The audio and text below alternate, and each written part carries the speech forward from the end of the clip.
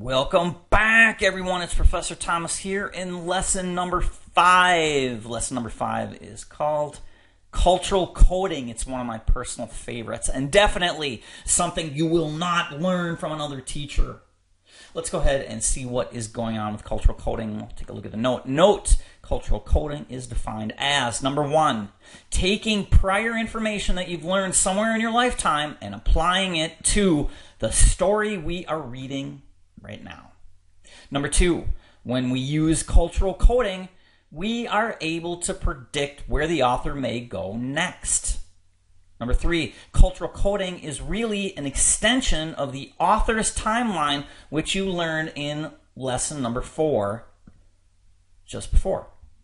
Why? Because cultural coding is also going to help you anticipate where the author is going to go next in the passage. Number 4, why is this important? Because when you use cultural coding and the author's timeline, we are actively trying to predict and anticipate where the author is going, which keeps us involved in the comprehension process. Let's go ahead and scroll down to take a look and see what comes next. First things first, we have 4 passages.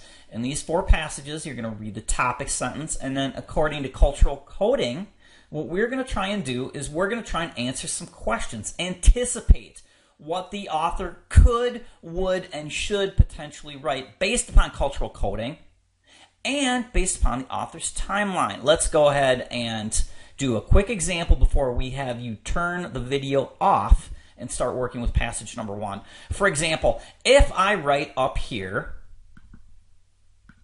a sentence that says, Ned sat intently in front of the computer. What do we know about a kid named Ned sitting intently in front of a computer? Maybe, number 1, maybe Ned is not the most active, athletic type of a kid. Maybe he likes to be indoors. Usually, not always, but usually, there's some type of association between looking at computers, playing with computers, and maybe not being so athletic. Number 2, maybe Ned wears glasses. How do I know? I'm not sure. But I have seen kids that like computers have a higher propensity or occurrence when they have glasses. I see kids wearing glasses play with computers more than I see kids playing hockey that have glasses. Number 3, maybe Ned is good at math. How do I know that? I'm not sure. I'm making predictions. You see what I just did here. Based upon a short, simple sentence, Ned sat intently in front of a computer, I made some assumptions about who Ned is. Now, what we're going to do is we're going to go ahead, pause the video, and I want you to look at the first passage here, and then write something down. Jimmy was fishing at the river. Who is Jimmy? Describe the setting. Describe the act of fishing. Write this down, pause the video, and then what we'll do is we'll come on back with the answers and see, are you able to get close? Let's go ahead, pause the video now, and we'll take a look at the answers in a moment. Passage number 1, Jimmy was fishing at the river. That's all they gave us. From this, we cultural coded. First things first, what do you think the author is going to have to talk about? Of course, the author will have to talk about the subject matter. Jimmy. Who is Jimmy? Well, Jimmy could either be a kid or it could be Uncle Jimmy. Okay? So here, I see Jimmy is an 11-year-old boy wearing shorts and a t-shirt. Why? Because usually kids wear shorts and t-shirts. When I see the word fishing, for some reason I feel like it's summertime. That would make me assume maybe a kid would wear shorts and a t-shirt. I don't know why, but I just feel that Jimmy fishing at the river, it feels like it's summer, a kid fishing, shorts and a t-shirt. Now, we're going to have to continue on in the author's timeline, and we can predict who Jimmy is. Jimmy had blondish, wispy, medium-length hair with a straw hat. That's what I saw. I just saw the sentence, Jimmy's fishing at the river, and I was able to predict Jimmy, 11-year-old boy, shorts and t-shirt, blondish hair, wispy, medium-length hair, straw hat. He reminds me of Tom Sawyer or Huckleberry Finn, you know, the country kind of a kid. Now, the next thing that we could assume, according to cultural coding, and combining that with the author's timeline, is we're going to have to talk about fishing, and we're going to have to talk about the place, the river. So let's start with the river. The river. For some reason, I see an old wooden dock in the background. Maybe there's a rowboat tied up at the end. At the river, there's some gray rocks and some mud on the side of the riverbank. And as we said before, I feel like it's the summer, June. I feel for some reason it's like the afternoon, and maybe it was sunny out. The next thing that we could predict that the author might talk about is the act of fishing. Jimmy had a secondhand spin caster rod and reel. Why? Because maybe he got it from his uncle or his grandpa. Why? Because he's only 11 years old, and chances are he doesn't have a job. If you don't have a job, you can't buy fancy equipment, so you have to either get it at a garage sale or somebody has to give it to you.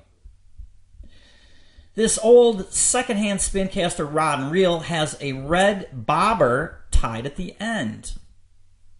He has a clear plastic ice cream bucket filled with moist dirt and worms that he uses as bait.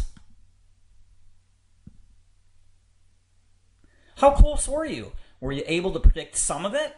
Remember, you don't have to be able to predict everything, but as long as you have an idea of where you think the author is going to go, maybe you're going to surprise yourself. If you were able to predict where the author was going to go, you see how this passage becomes quite interesting to you as a reader. Did you surprise yourself here? Let's go ahead and take a look at passage number 2. Passage number 2. And just to the left of the goalie, the referee stood and waited. Some questions down here. Think about this statement and what's going on here. Goalie, referee, standing and waiting. Who, where, when, how, goalie, what sports involved, and what's happening here. Here are some questions that I'd like you to think about. Where is this taking place? What happened? What is about to happen? And some background information as to why the referee is standing there. Describe the mood of the setting. What's happening in the crowd? Who's there? What kind of feeling is going on here? Go ahead, pause the video, fill out these answers here, and let's go ahead and use cultural coding to try and predict what we will see in the details. Keep in mind that the author will use the timeline as well. Go ahead, pause the video here, and we'll come on back with the answers. Passage number 2. And just to the left of the goalie, the referee stood and waited. Well, goalie, you could assume it's either soccer or hockey. In soccer and hockey, you have a goalie and you have a referee. Well, why would the referee stand to the left in particular? In soccer, the referee can stand wherever they want. But in hockey, maybe there's going to be a face-off. And maybe the face-off is because of something happened. So the players approach the circle. The puck had just been shot over the glass, and there was a face-off. The score was 3-2. The attacking team was really pressing. Why? Because they had shot the puck over the net because they're really trying as hard as they can. There's a sense of urgency in the air, and every player on the ice knew that one mistake would change the outcome of the game. The goalie bent his knees, and both players glided into the face-off area with the referee. How close were you? Were you able to predict it was hockey? Or did you think it was soccer? Did you know that there was going to be a face-off? And how come? If there was a face-off, what had just happened before? Well, obviously, the puck had to go out of play. Let's go ahead and take a look at passage number 3. We'll go ahead, scroll on down, scroll up, and take a look at passage 3. The crowd anxiously anticipated her performance and the rise of the thick red velvet curtain. Where is the crowd? What are they doing there? Who is the lady, and what will she do when the curtain is raised?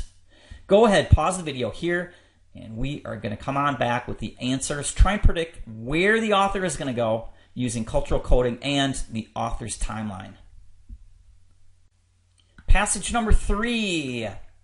The crowd anxiously anticipated her performance and the rise of the thick red velvet curtain. For some reason, velvet reminds me of old. Also, it reminds me of fancy. The crowd. They're in some type of a theater, maybe. An old theater, a fancy theater. And they're waiting for this woman to make some kind of a performance. What do I know about a woman making a performance in a fancy old theater? Let's go ahead and see how close you were to this particular passage here. The old elegant theater had fancy velvet recliner seats that were really comfortable. There were mostly older people in the audience, and the men were wearing tuxedos. The women had on long, dark, formal dresses. Some people in the audience, near the back of the balcony and in the balcony, had small, gold opera glasses to see better.